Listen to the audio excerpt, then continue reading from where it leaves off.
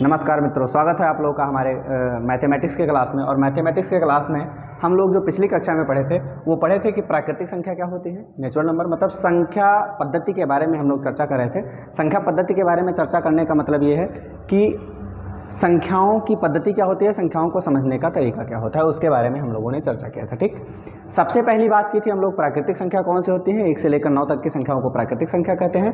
पूर्ण संख्या क्या होती है, अगर प्राकृतिक संख्या में 0 को भी मिला लेते हैं तो क्या हो जाता है, पूर्ण संख्या हो जाता है। ठीक, और माइनस वाले नंबर भी मिला लिए जाते हैं, उसमें -1, -2, -3 भी मिला जाते हैं, तो ये सब मिल के क्या हो जाएंगे, पूर्णांक हो जाएंगे।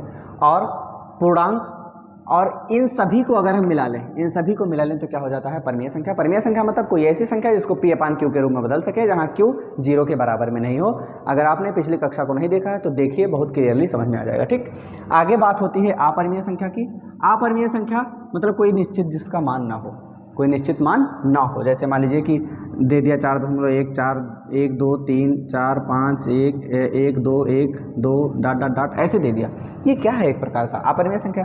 जैसे मान लीजिए कि मैंने √5 कहा, √5 क्या है, एक प्रकार का अपरिमेय संख्या, क्योंकि √5 का मान निश्चित है, नहीं निश्चित है, इसलिए √5 क्या है, एक अपरिमेय संख्या है। ठीक, बहुत विस्तृत तरीके से मैंने पिछली कक्षा में चर्चा किया है। ठीक, वास्तविक संख्या क्या होती है, इन सभी को अगर हम मिला दें, इन सभी को अगर हम मिला देते हैं तो ये सब मिला के बन जाते हैं क्या, वास्तविक संख्या। ये सभी मिला के क्या बन जाते हैं, वास्तविक संख्या बन जाते हैं। अब आपके पास प्रश्न है कि प्रत्येक अपरिमेय संख्या एक वास्तविक संख्या होती है। इन सभी को हमने मिलाया तो वास्तविक संख्या बन गई, इसमें अपरिमेय संख्या भी मिली है कि नहीं मिली है। इसका मतलब अपरिमेय चाहे जो होगी वो एक प्रकार की वास्तविक संख्या होगी कि नहीं होगी, होगी। अर्थात ये कथन आपका क्या होने वाला है, सत्य होने वाला है, ट्रू होने वाला है। ठीक, अगला आपके पास है संख्या रेखा का प्रत्येक बिंदु जो होता है, ठीक है, वो √m के रूप में होता है, जहां m एक प्राकृतिक संख्या है। प्रत्येक संख्या √m के रूप में हो, ऐसा तो संभव नहीं है। जैसे मान लो कि आप कहीं ले लो 4, कहीं ले लिया आपने 5, कहीं ले लिया 5। अब एक बात बताइए, या फिर मान लीजिए कि आपने ले लिया 2। अब संख्या रेखा पर प्रत्येक बिंदु, जैसे मान लीजिए कि संख्या रेखा बनी हुई है आपके पास, ऐसे ऐसे ऐसे बनी हुई है, ये 1 है, ये 2 है, ये 4 है, ये 5 है। अब एक बात बताओ कि जो 4 है ये √4 के रूप में होगा, ये तो √4 की वैल्यू क्या हो जाएगी, 2 हो जाएगी। √4 की वैल्यू क्या हो जाएगी, 2 हो जाएगी ना। मतलब ये जो होता है ये इस प्रकार का नहीं होता है। अर्थात ये कथन आपका क्या होने वाला है, असत्य होने वाला है। ये कथन आपका क्या होने वाला है, असत्य होने वाला है। आगे अगर मैं बात करूं कि प्रत्येक वास्तविक संख्या एक अपरिमेय संख्या होती है, ध्यान से देखिए, ये सब मिलके वास्तविक संख्या बनाते हैं, लेकिन कोई जरूरी नहीं कि वास्तविक संख्या में और भी संख्याएं दी गई हों, और वो अपरिमेय हो जाए, नहीं। क्योंकि सभी अपरिमेय तो वास्तविक हो सकते हैं, लेकिन सभी वास्तविक अपरिमेय नहीं हो सकते हैं, क्योंकि इनसे मिलकर ये बना हुआ है, इससे मिलकर ये नहीं बना। अगर ईंटों से मिलकर घर बना हुआ है तो ये तो कन्फर्म है कि घर में ईंट लगा हुआ है, घर में ईंट लगा हुआ है, लेकिन क्या ईंट में घर लगेगा, नहीं लगेगा। ठीक है, तो वास्तविक संख्या अर्थात प्रत्येक वास्तविक संख्या एक अपरिमेय संख्या होती है, नहीं। ये कथन भी आपका क्या हो जाएगा, असत्य हो जाएगा। मतलब ये भी कथन आपका सत्य नहीं है। ठीक, बहुत कुछ खास नहीं है, बस थोड़ा सा दिया गया है। NCERT में सब कुछ सही है, मेथड सब सही है, लेकिन सबसे बड़ी समस्या ये की है कि इन्होंने कट बहुत ज़्यादा कर दिया है। इतना ज़्यादा कट कर दिए हैं जितना नहीं करना था। समझ में है कि नहीं है? कट करने का मतलब ऐसा थोड़ा है कि शरीर का जो काम का नहीं है काट के निकाल दोगे, किडनी एक दिन निकालोगे, एक दिन फेफड़ा निकालोगे, टपक जाओगे अपने। खैर कोई बात नहीं। अगला पूछा है कि क्या सभी धनात्मक पूर्णांकों के वर्गमूल अपरिमेय संख्या होते हैं? यदि नहीं तो ऐसी संख्या के वर्गमूल का उदाहरण दीजिए जो परिमेय संख्या हो। मतलब कह रहे हैं कि क्या सभी धनात्मक पूर्णांकों का वर्गमूल, जैसे मान लो मैंने 16 लिया, ठीक है, अपरिमेय संख्या होती है। अगर इसका मैंने वर्गमूल निकाला तो क्या हो जाएगा, 4। 4 क्या है, परिमेय है या अपरिमेय? 4 को 4/1 के रूप में लिख सकते हैं, इसलिए 4 क्या हो जाएगा, परिमेय संख्या हो जाएगी, अर्थात रेशनल नंबर हो जाएगी, ये इरेशनल नंबर नहीं होगी। ठीक है, अर्थात सभी धनात्मक पूर्णांक का अगर हम वर्गमूल ले लें, सभी का मतलब सब नहीं हो सकते ना, किसी किसी का हो सकता है, सभी का नहीं हो सकता है। ठीक है, अपरिमेय हो गए। तो ऐसी संख्या का वर्गमूल का उदाहरण दीजिए जो परिमेय संख्या हो। हमने उदाहरण दे दिया, √16 भी लिख सकते हो, √4 भी लिख सकते हो। √4 का मान क्या होगा, 2।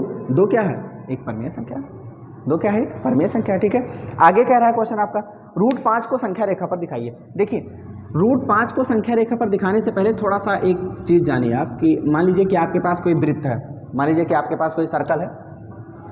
अब ये जो सर्कल आपके पास है, ये जो वृत्त आपके पास है, इस वृत्त की त्रिज्या सब जगह समान होगी कि नहीं होगी? होगी। इसका रेडियस क्या होगा? सब जगह समान हो जाएगा। इसका रेडियस सब जगह क्या होगा? समान हो जाएगा।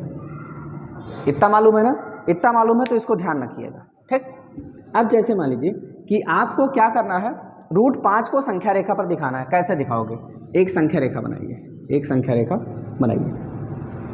संख्या रेखा बनाने के बाद जैसे मान लीजिए कि ये आपका हो गया 0, ये हो गया आपके पास 1, ये हो गया आपके पास, थोड़ा दूर दूर लें, ये हो गया आपके पास 1, ये हो गया आपके पास 2, ये हो गया आपके पास 3, ये हो गया आपके पास 4, ये हो गया आपके पास 5। ऐसे हमको रूट 5 दिखाना है, तो रूट 5 तो इसमें कहीं दिया नहीं, रूट 5 इसमें कहीं दिया नहीं।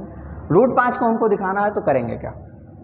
इसके लिए करेंगे क्या, एक चीज़ जान लो, पाइथागोरस प्रमेय ये कहता है कि पाइथागोरस प्रमेय में कर्ण का वर्ग अन्य दो भुजाओं के वर्ग के योग के बराबर होता है। मतलब अगर इसको मैं 1 करूँ, इसको 1 करूँगा तो ये हो जाएगा √1 का स्क्वायर प्लस 1 का स्क्वायर, तो ये हो जाएगा √2, क्या हो जाएगा? √2 हो जाएगा, ठीक। अगर मान लीजिए कि आपके पास दो संख्या हैं, एक को आप 1 ही लेते हो, दूसरे को √2 ले लेते हो, तो कर्ण क्या होगा? √2 का स्क्वायर प्लस 1 का स्क्वायर, मतलब क्या हो जाएगा? √2 का स्क्वायर करोगे तो 2 ही हो जाएगा, प्लस 1 मतलब हो जाएगा √3, क्या हो जाएगा? √3 हो जाएगा। इसी थ्योरम का प्रयोग यहाँ करेंगे। समझ में आया? क्या करेंगे हम? सबसे पहले ये 0 है, 0 से 1 माप ले लेते हैं। थोड़ा सा जैसे मान लीजिए कि आप डिस्टेंस बना रहे हो, जैसे फिगर बहुत बड़ा बनने वाला है, तो थोड़ा सा जब आप डिस्टेंस लीजिए तो 2 सेंटीमीटर को 1 सेंटीमीटर मान लीजिए, 2 सेंटीमीटर पर टिक लगाइए और वो 2 सेंटीमीटर को क्या कीजिए आप? 1 सेंटीमीटर माप लीजिए। अब जैसे मान लीजिए कि हम यहाँ से यहाँ तक गए, आपने जो माप लिया था, इस पर बना देंगे हम 90 डिग्री। इस पर क्या बनाएंगे? 90 डिग्री। जब इस पर 90 डिग्री बनाएंगे तभी तो ये समकोण त्रिभुज बनेगा। अब ये 1 था, ये भी क्या होगा? 1, तो ये क्या आ जाएगा? √2। ये क्या हो जाएगा? √2। अब क्या करेंगे? इस पर 90 डिग्री बना देंगे। जब इस पर 90 डिग्री बनाएंगे, ठीक है, और फिर 0 को इसको मिला देंगे, तो ये 1 था, ये भी 1, ये जो डिस्टेंस हो, ये जो डिस्टेंस हो, ये जो डिस्टेंस हो समान होना चाहिए। अगर असमान हुआ तो गलती हो जाएगी, ठीक। ये हो गया। अब ये √2 है, ये √1 है, तो ये क्या हो जाएगा? √3 हो जाएगा। अभी हमने बताया कैसे, पाइथागोरस प्रमेय के अनुसार। फिर यहाँ आप 90 डिग्री बनाइए, यहाँ 90 डिग्री आप बनाते हो तो क्या हो जाएगा? ये 1 है, ये भी 1 ले लीजिए, तो अगली बार क्या मिलने वाला है आपको? √4 मिलने वाला है। क्या मिलने वाला है? √4 मिलने वाला है, ठीक। ऐसे ही आगे अगर हम बात करें, ऐसे अगर हम आगे बात करें, ठीक, तो आगे क्या होने वाला है कि यहाँ 1 है, फिर से क्या करते हैं, यहाँ 90 डिग्री बनाते हैं। 90 डिग्री बनाने के बाद एक ही माप लेंगे और इन सभी को क्या करेंगे? मिक्स कर देंगे। अब √4 था तो क्या हो जाएगा भाई? आधार क्या हो गया? √4, 90 डिग्री यहाँ बना, 90 डिग्री यहाँ बना, 90 डिग्री यहाँ बना और 90 डिग्री यहाँ बना। ये √4 है, ये √1 है, तो ये क्या हो जाएगा? √5 हो जाएगा। मतलब यहाँ से 0 से लेकर यहाँ तक का जो डिस्टेंस होगा, ठीक है, वो क्या हो जाएगा? √5 का हो जाएगा, √5 का हो जाएगा। अगर हम प्रकार की नोक यहाँ रखें, ठीक, और पेंसिल की नोक यहाँ रखें और एक सर्कल ऐसे बना दें, एक सर्कल ऐसे बना दें, एक सर्कल ऐसे बनाएंगे तो एक बात बताइए आप, ठीक है, एक सर्कल क्या करते हैं हम ऐसे बना देते हैं, ठीक। एक बात बताइए आप, यहाँ से हम सर्कल बना रहे हैं, मतलब जितना डिस्टेंस यहाँ होगा, अभी हमने बताया था त्रिज्या समान होगी, तो ये त्रिज्या भी समान होगी। यहाँ जाएंगे तो ये भी दूरी समान होगी, ये भी दूरी समान होगी, तो ये भी दूरी समान होगी कि नहीं होगी? हो जाएगी। अर्थात ये भी दूरी समान होगी, ये भी त्रिज्या है, तो यही संख्या क्या हो जाएगी? √5। यही दिखाया जा सकता है √5 को। समझ में है कि नहीं? इसी तरीके से आप में एक एग्जाम्पल भी दिया है, मतलब अपने क्लासरूम में आप कर भी सकते हैं। सेम इसी प्रकार के थ्योरम को उसमें यूज किया गया है, आप उसको उपयोग में ला सकते हैं। ये आपका था ये वाला चैप्टर, ठीक है। अगला वाला चैप्टर इससे भी छोटा है, ठीक है, सॉरी इससे थोड़ा बड़ा है। ये चैप्टर आपका थोड़ा सा छोटा था, ठीक है, लेकिन उस चैप्टर को स्टार्ट करने से पहले उसके बारे में थोड़ा सा हम लोग चर्चा कर लेते हैं। उसके बारे में 2 प्रकार की चर्चाएं होंगी। 2 प्रकार की चर्चाएं कौन कौन सी होंगी? संख्याएं जो होती हैं, एक होती हैं शांत आवर्ती, शांत आवर्ती होंगी, और एक होंगी अशांत आवर्ती, अशांत आवर्ती होंगी। शांत आवर्ती का मतलब क्या होगा कि ये क्या करें, जैसे हमने लिख दिया 1.43, या लिख दिया 1.2, या लिख दिया 4, या लिख दिया 5.23, 2.3, ऐसे लिख दिया। अशांत आवर्ती का मतलब लिखा 1.432 ... पता ही नहीं है, 2.145 6 डॉट डॉट डॉट डॉट पता ही नहीं आ गया।